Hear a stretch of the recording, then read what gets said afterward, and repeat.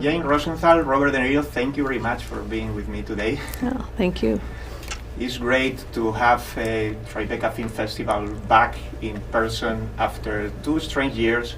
I mean, the festival started in 2002 as in the aftermath of 9/11, right? And in order to revitalize Lower Manhattan, we all know that. Now we are in another aftermath, after very different tragedy, but also one that hit this city a lot. So do you see the festival as part of the coming back of New York City? Yeah, it's re-emergence, absolutely.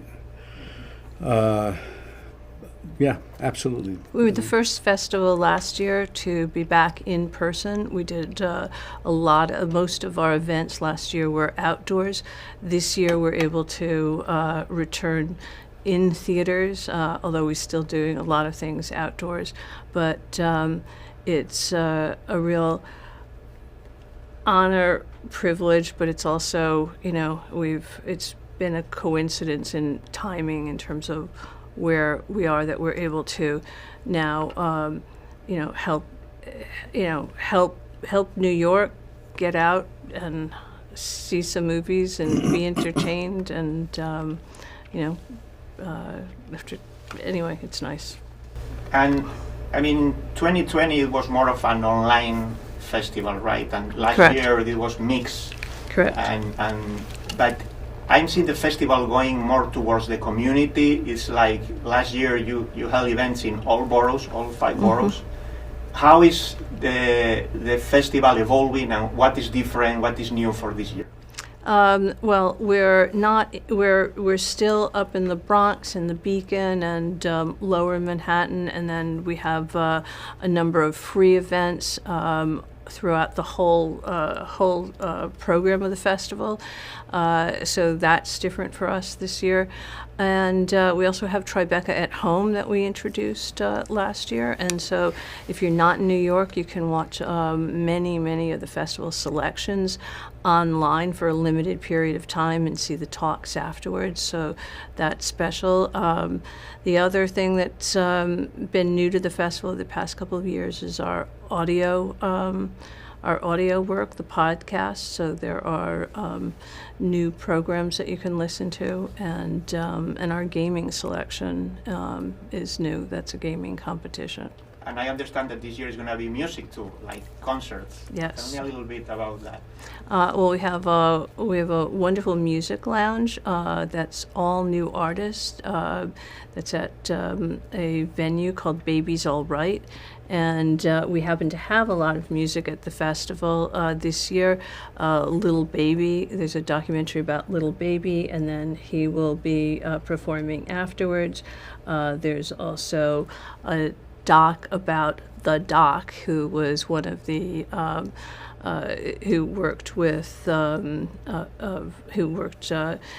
founded Death Row Records, and his story. There's another film called Taurus that Machine Gun Kelly is in, and then he'll be performing afterwards. So there's a lot of music at the festival, and it's just a little something different, and it's good. You watch a film and then you can party with the concert. And the festival is going to open with Jennifer Lopez. Yes. With the documentary about her. And could you tell me a little bit about why do you think it's a good selection for the opening night of Tribeca? Well, I'm going to let Jane give you that, because I have not seen the movie, and we. Jenny on the Block is an amazing artist, and she, her persistence to get what she wants, both in her performance and particularly what this doc is about, was her halftime show, and really how she had to fight for a lot of what she wanted that show to be about.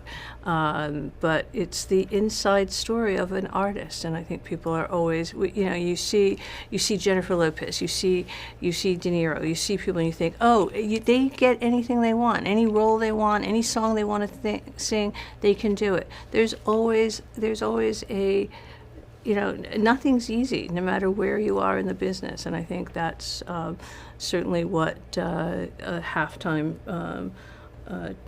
tells the story of with Jennifer. Looking forward to see that one. So it's been now 20 festivals since you both started Tribeca. Looking back, what are you most proud of all these 2 decades? Well, I would say that it's lasted this long, that it's sustained itself, that people are so interested in, and what Jane and everyone has done is great. And I always think of the festival as being part of New York City way past when we're around. It's just part of the tradition that should, keep going. Why not? It's a great thing, and so many people enjoy it. It gives a lot of energy to the city, and that's it. And keeps growing, right? Is it only a film festival anymore, or is something bigger now? We're a storytelling festival, and stories are told whether they're in games or immersive experience or audio podcast, television. There are great ways to tell stories through technology. We always love sitting in a movie theater and watching new movies and seeing new voices, or watching restorations, or watching, having the reunions. So it's not mutually exclusive. It's really just about curating some of the best content on all those different platforms.